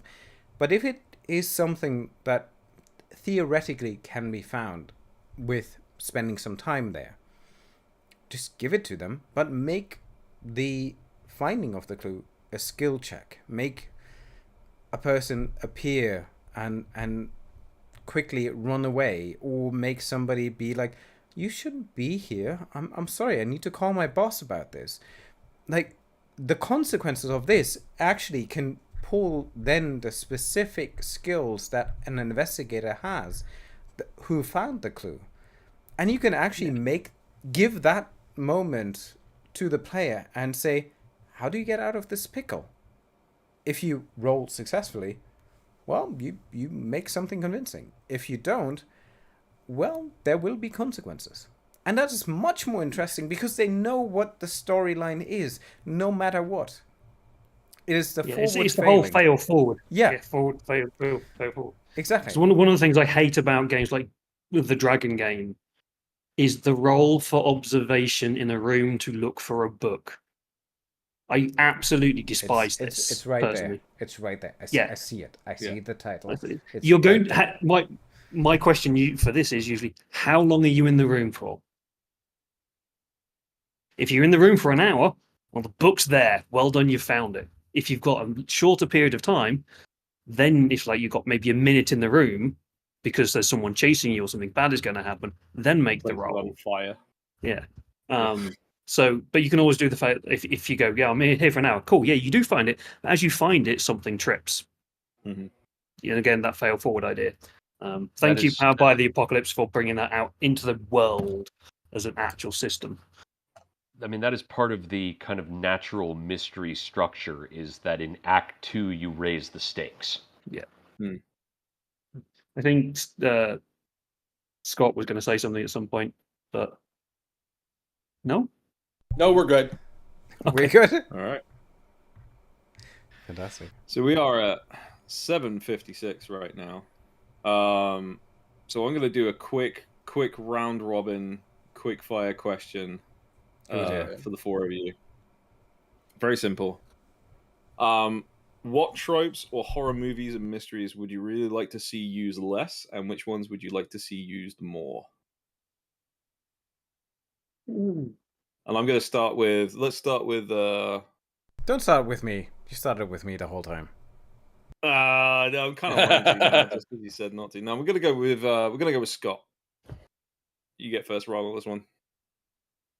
I'm not, even though I'm running a Cthulhu campaign, I'm kind of getting tired of that genre and that trope. If I run it, I want to see something different, but I think the Cthulhu mythos has really been overplayed. I want to see something different. It's got to be really compelling Cthulhu in order for me to go that direction. Maybe some folklore would be interesting. Old Gods of Apalachia is the one case where I would say they've got a really unique look on Cthulhu, which is really different. But other than that, I've run Cthulhu before. I've got all the Cthulhu books from Chaosium, but I'm like, you know what? I'm not particularly compelled to run it these days. It's kind of weird. You can overplay a game. Yeah. Right, Dave, you're up. I'm going to take the same idea. It's not so much a concept, but it's more of a game, or more of a world, I suppose. A world of darkness. Now, I'm part of Darker Days Radio, where the entire podcast was originally about World of Darkness. For me now, personally, the entire thing is a dumpster fire. It was a dumpster fire at the beginning because of a lot of bad writing and bad politics and bad people. And they were starting to get rid of that, and now it's coming back. Like Werewolf, the new Werewolf. No, that to me, that the problems and politics that raised into that can that book can burn. But the world, I like it because it's brought, like, World of Darkness has brought horror better to the community, and people now know that there are horror games out there. But it becomes hyper focused, hyper detailed. Everything has to fit within the meta, and you have to know every single piece of meta from all of the 30-year history of it. And the game itself, to me personally, most of the stories that people write are very, very samey. There's not much new stuff going on in it for me. So I want World of Darkness to disappear. I think it either needs to disappear, or the universe needs to blow up, and certain people need to let go of it, and new people come in and completely rewrite it. And this includes vampire, werewolf, changeling, wrath, all of it. It needs nuking and redoing from the ground up. Like, they tried it with Fifth, but it wasn't really a reset. It was kind of a soft reset. So for me, World of Darkness. It's over. I agree. That's also been way overdone. Yeah. And it's just they're trying to do your basic horror spook tropes and try to make them different, but you're still playing a vampire, you're still playing a werewolf, you're still playing someone who can see ghosts or deal with ghosts in the spirit world. I've got to be honest, Wraith is one of my favorite games. I'm not gonna lie. The concepts of Wraith, Wraith is probably one of the few that I would probably still keep. But Mage 20th, I hate that game. 600-page rulebook. What the fuck? That is so badly organized. It's just horrible. It's a chunky book. Yeah, it's why I got into Chronicles of Darkness for a while, but Chronicles is in a weird place now. So, but yeah, what I would love to see more of is I would love to see more of things like Old Gods. So, as much as maybe the system is not me, the way that they have done it, or the setting material of Old Gods is phenomenal. And I think they have taken the Call of Cthulhu idea and the folklore idea of Old Appalachia is really, really good. I have issues with the game and with the book and what they've included and what they've not included. But the fact that they've started it and they're currently running a new Kickstarter to expand it all, which I'm hoping is going to fix some of my issues with it, other than I don't like the rule system. But I want more of this kind of folklore stuff coming out, and actually to become more popular. Like Vesen is obviously the key one here because it's now becoming very, very popular. Yeah. And it was one of the biggest Kickstarters for it did at the time. So we're seeing it, but there's the other ones out there. It's like Changing the Lost, Changing the Dreaming. Can't say the word. Changing the Dreaming. These are the other big ones. But as I've just said, fuck World of Darkness. And they didn't really do folklore. They kind of did a weird side thing. Sorry, Tom. I know he's in the chat. He's probably going to hate me for saying that, but yeah, that's my opinion anyway. So we're gonna Well, let's move on to Stephen. I'll give David the last shot at this since he complained so loudly about it. Stephen, what do you want to see? What do you want? What do you not want to see, and what do you want to see? Okay, so I mean, if I have to put something in room 101 right now, I'm gonna say I want to see the both the Victorian period and the 1920s get dumped in. I think those are played out. I mean, if we're in that, because I mean, we have a lot of there's a lot of kind of horror gaming that takes place in those spaces. I blame Call of Cthulhu for it. You know, glad to have it, but I want to see some other decades messed with. I want to see, especially in the 20th century, I think we've got, 60s, 50s, 70s. I want to see that played with. I want to see, I mean, if we're going to go historic, why can't we start visiting the 18th century instead of the 19th century? Yeah. I mean, and as far as like absolutely kind of ultra modern settings, kind of concurrent settings, I want to see current settings deal with the rise of fascism in certain parts of the world. I want to see. Again, still coming back to Alison Rumfitt. I'm sorry. It was a great book. It really. I found it. It got me out of a hole in the ground. And I mean, one thing that she does is confront the rise of British fascism vis-a-vis LGBTQ and trans people very, very directly. She lives in that space. She plays in that space. And it encouraged me to want to try to play in that space, as uncomfortable as it is, to deal with these things that are going to be in the history books eventually, as this was, a time in history. When we look back 50 years from now, this was a time in history where fascism had, whatever rise that it did. I think, confronting that head on. That's what I want to see in my absolutely up-to-date modern horror. I cannot remember the name. I can't remember the name of this game. It came out recently, and the whole concept, I think, was done by the same people that did Morkborg. And it's you're basically a vampire that's airdropped into like World War II, and your whole goal is to drink Hitler's blood. Yes, Eat the Reich. Eat the Reich. Yeah, Eat the Reich. Rowan Rock and Discord. Right, Eat the okay, Reich. What's his name? Wrote it. Who writes everything? God, I forgot his name now. Graham. Not Graham. Is it Graham Devs? No, it's not Graham Devs. He did a person. God, who is it? Who's Rowan Rock and Discord? He wrote Die as well. No, he didn't write Die. Did he write Morkborg? He didn't write Morkborg. I thought it was the same person, because like if you look at it, if you look at the art style, it's very similar. I feel it's very, very similar. The book layout is very similar. So maybe I'm absolutely It picked up a load of NEs at Gen Con, so it was quite well received because it is quite openly fuck fascists. Yeah. And if you go into drive-through and you read some of the reviews, a lot of people are like, Grant Howard. There we go. Thank you, Tom. I knew he'd write it. If you go into drive through and look at some of the reviews, people are like, this looks really, really good, but I really don't like the political overtones of it. And it's like, well, that's the entire point of it. If you don't like it, it's making you uncomfortable. That's I kind want of to the play point. Vaesen, but I hate folk horror. Yeah, that's the thing. I want to learn how to live in this uncomfortable space because Yeah. I got to live. Otherwise, I'm gonna curl up and be miserable. Yeah, I think games like that are needed. Yeah, But they're needed to be done very, very specifically, and there needs to be a lot of conversations with a lot of people, and how you can do it and not get it wrong, because getting it wrong is worse than getting it half right. Yeah, So, no, absolutely. I want to see.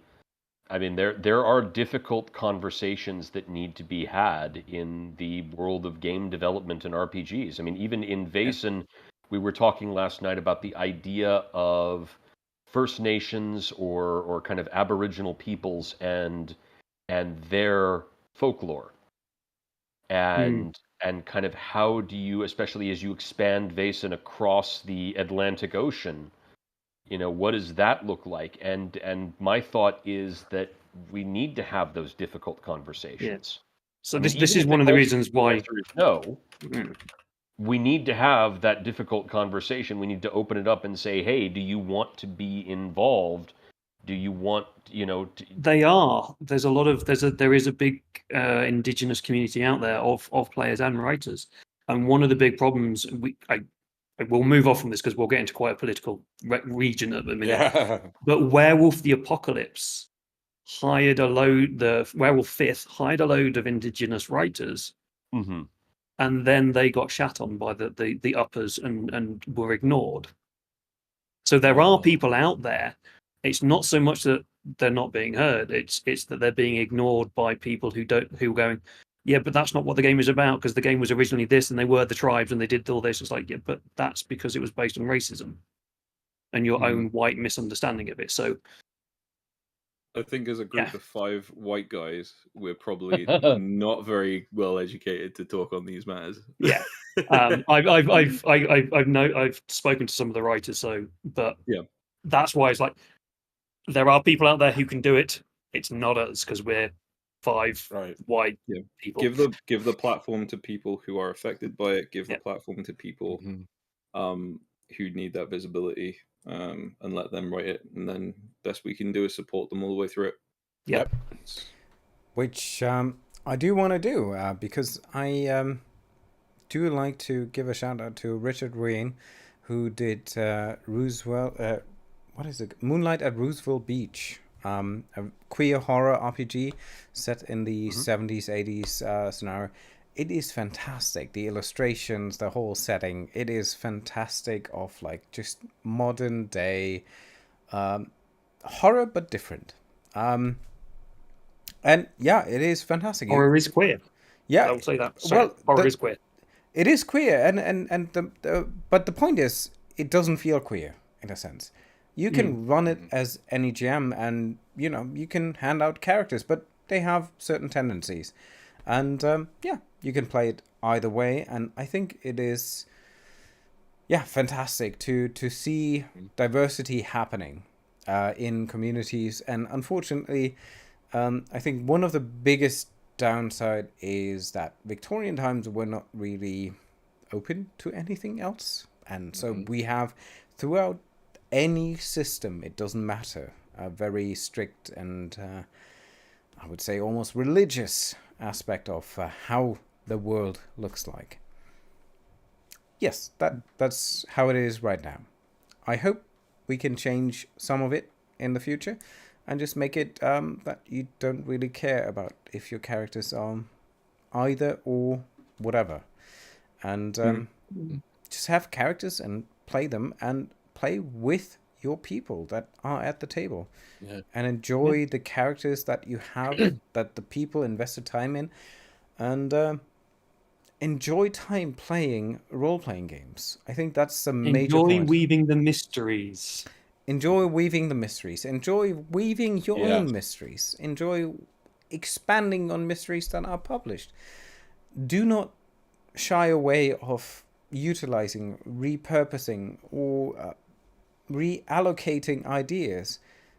This is what we're here for, hopefully, in community content creation, in creating something for the community that is for the community, that people like to play, that people want to see. And yeah, I think that's my last words of don't shy away, don't be afraid. Great just words. publish. For sure. Like, and I personally would love to support anybody who wants to tell their story or wants to tell the story of their culture in my favored form of spending my free time. Like, I want to see that. I want to read it. It's fantastic. It's why we release Scion Pride, Yeah. telling the other side to some of the myths and letting certain voices be heard that generally probably aren't heard. Indeed. I want to see your, for writing compelling mysteries to wrap this little meeting up. If you want to wrap compelling mysteries, then yeah, I would love to see it through the lens of other people, not get far away from the Lovecraft era as best as we can. That's Right, yeah. so I think this is a good place to wrap up. So I'm gonna have you guys just go through, just give yourselves an outro. Like, where can people find you? Are you working on any projects right now that people should be looking out for?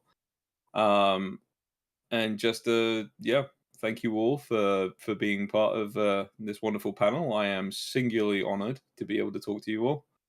And let's go through the group in reverse order, I think, this time. So let's start with Stephen. Well, once again, my name is Stephen Wall. I am a folklore PhD who is responsible for the Delapore Media blog and the nascent publishing imprint. You might also see some of my freelance work in an upcoming Cult Divinity Lost Kickstarter that's rumored to be out there. And yeah, no, I'm very proud of that and hoping to hear back from them on some other things as well. So in the meantime, Delapore Media has its first project that is going to be out and available hopefully at the end of October. It's called Somebody Think of the Children. There should also be an actual play podcast through Ain't Slayed Nobody that will be available as well. So, because I think that one thing about gaming is folklore, and I like actual plays in that it teaches you about the game in a way that reading the books can't. But anyway, yes, you can find me on a variety of social media under Delapore Media, DELAPORE Media. I'm available on Twitter, Blue Sky, and I do occasionally post things on Facebook, although not necessarily as Delapore Media. Thank you, Stephen. Appreciate it. So let's go on to Scott. I'm Scott Mohnkern. You can find me on Facebook and Blue Sky as Scott Mohnkern. I've also got a YouTube channel called Scott's RPG Reviews, where I do like 5 to 10 minute reviews of RPG stuff when they come out. A lot of this is good, this is bad kind of stuff. I am currently in the early stages of writing a genre book for Cypher System on espionage. It's where like Bond style espionage type stuff. It's several months away, but I've just started work on it. Nice. And where can we find you? Facebook and Blue Sky. Scott Mohnkern. Perfect. Dave, I'm gonna hand it over to you, David/Dave, for the purposes of this call. Yeah, hi, I'm David, or Dave, or you. I don't really care what you call me. You can find me on the social medias as The Drunken Storyteller or Drunken Storyteller. Various forms of that on Threads, Twitter, Facebook. I did have the Burning Bird app, but I jumped. I left that Burning Bird. On Discord, I'm Dr. Hageldaz, and the same thing on Instagram. Enjoy trying to learn how to spell that one. I will let you guess. I have a folklore-ish podcast called The Drunken Storyteller. I'm hopefully going to record an episode this week on Hecate and magic, her magic in the Greek histories. I looked at last one was on Marie Laveau, the Queen of Voodoo from New Orleans. So go check those out. As I said, Scion Pride is out, where we have written Gods of Scion for the queer community. All proceeds to that are going to charity, so do go check that out. And the 2 Vesen scenarios I've written for community content are only 50 cents at the moment, instead of the usual 2.50 or 3, whatever they are. Find links to those in the Discord, and you can go buy them. They are the UK and Ireland based, one in Scotland, one in Norfolk. Oh yeah, and as I said, Darker Days Radio. But those are things. I'm everywhere. You can't get rid of me. Just permeating. permeating. Yeah, there's a thing that's I don't think we're going to record tomorrow, due to somebody not being here now. David, our erstwhile other Dave here, is going to be running a campaign of Vaesen with me, Tom, who is in some of the panels, Tom Murr, who's been in some of the panels, Mark Norman of the Folklore podcast, the erstwhile biggest folklore podcast out there, and Tracy, I forgot your last name, Tracy, sorry, of the Folkloring podcast. And we're recording that, and it'll be released on my podcast at some point in the future when we have enough episodes, because we all have lives and can not get together in the right times. and yeah, it will happen at some point. So The true do keep an horror eye. of tabletop role playing. The Yeah. schedule. Scheduling! Yes. David, over to you, please, sir. Yes, hello and welcome, and thank you for watching. Being with us for probably, maybe, hopefully, a couple of days. This was VaesenCon 2024, and I appreciate everybody's attention and everybody's participation in panels, in discussions, in game playing. All the GMs that submitted their games to our little convention of a small community that is growing and growing. And I'm very proud to say that, yeah, I'm very happy to see how it continuously seems to exist, despite all the efforts that we try to put it down. But people are just asking, can we talk about Vaesen or Gothic horror? And, well, I do give in quite easily. Yeah, I do give in quite easily. So, I'm David. I'm one of the editors of Vaesen, that is this year's sponsor and creator of VaesenCon. I'm also doing Illusion HorrorCon. If you want to expand your horizon in December, that is any sort of idea of horror gaming that happens on the 6th to 8th of December this year. Unfortunately, at the same time as other conventions, but we try to keep it in a different way. Anyhow, I did publish a couple of scenarios on Vaesen. I do publish scenarios on Call of Cthulhu. And in general, I'm here to help and try to create a community for the beautiful and wonderful idea of Vaesen and Gothic horror that we all kind of, in one way or another, love, cherish, and love to explore in one way or another. And I appreciate all of the panelists in this last panel, which was the Weaving of Tales of Terror. And thank you very much for Bear, for Stephen Wall, David, and for Scott to attend and have this beautiful discussion throughout. And I would say, with my last breath of power, I will say thank you all. I hope you had a fantastic VaesenCon. I'm pretty exhausted, but this is it for this year. Thank you. See you next year. Thank you. See you next year. Get a beer. Good night. Bye.